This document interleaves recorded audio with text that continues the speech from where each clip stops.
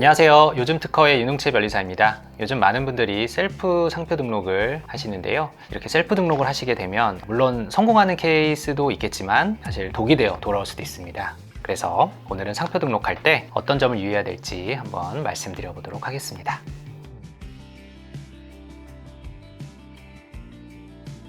셀프 상표 등록은 그야말로 이제 직접 하면 변리사 수수료를 이제 줄일 수 있으니까 많이 하시는 분들이 많으신데요. 또 특허청에서도 이렇게 셀프 등록 어떻게 하는지 이렇게 가이드도 있고 또 뭐 말씀하신 유튜브도 있어서 사실 맘먹고 공부를 하면은 뭐 할 수 있는 수준은 맞습니다. 그래도 좀 어려운 부분은 있으니 좀 이 상표가 너무너무 중요하다라고 생각되시면 변리사에게 맡기는 게 사실은 좋은 선택이다라고 판단됩니다.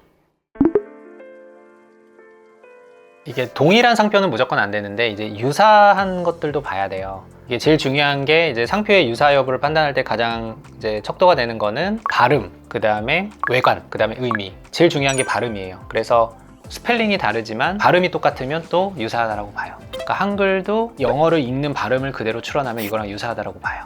그렇기 때문에 이거를 찾아내는 게 되게 어렵습니다. 사실 저도 이제 상담하다 보면은 직접 출원을 하셨는데 출원 자체는 그래도 법에 맞게 잘 했어요. 근데 이제 특허청에서 심사를 하고 나서 통지서가 나왔을 때 이거를 어떻게 대응할지 모른다라고 중간에 이렇게 또 저희 쪽에 연락 주셔서 해결해 달라고 이렇게 요청하신 분들이 많으세요.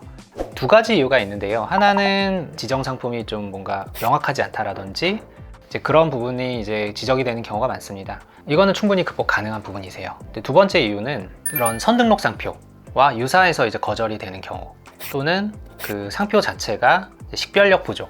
식별력 부족이라는 건 뭐냐면 이제 그렇게 특징적인 단어가 아니다. 해당 업종에 그냥 누구나 쓸 수 있는 보편적인 단어다 라는 이유로 이제 거절이 되는 거거든요. 근데 이제 유사해 보이긴 하지만 그래도 잘 그 차이점의 포인트를 잡고 특허청 심사관을 잘 설득하면 등록을 받을 수 있을 수도 있겠다라고 이제 판단이 되는 게 있거든요. 그런 것들은 저희 같은 전문가한테 맡기셔서 의견서를 잘 작성하면 특허청 심사관님이 그래도 마음을 바꾸실 수도 있어요.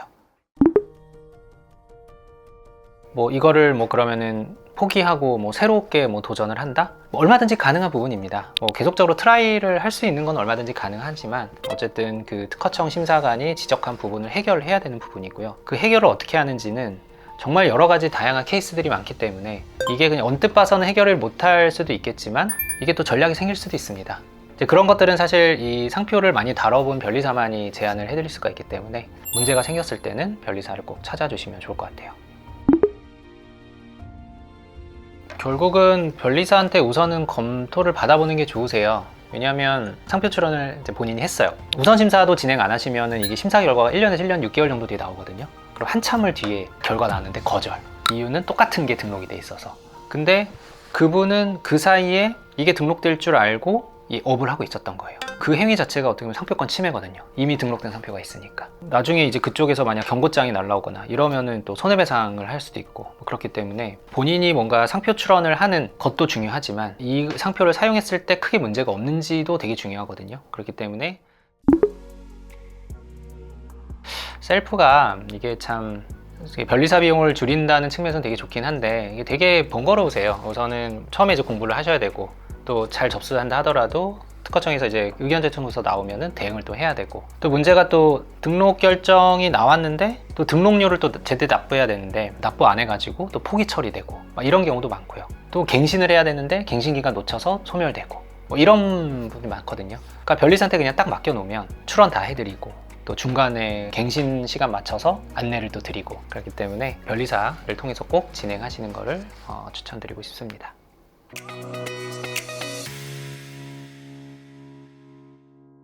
그래서 오늘은 그 셀프 상표 등록에 대해서 좀 알아봤는데요. 불가능한 건 아니지만 나중에 문제를 초래할 수 있다. 뒤늦게 후회를 하실 수도 있기 때문에 주저하지 마시고 변리사에게 이제 상담을 요청하셔서 진행을 하시는 것을 추천드리고 싶습니다. 이상으로 요즘 특허의 윤웅채 변리사였습니다. 감사합니다.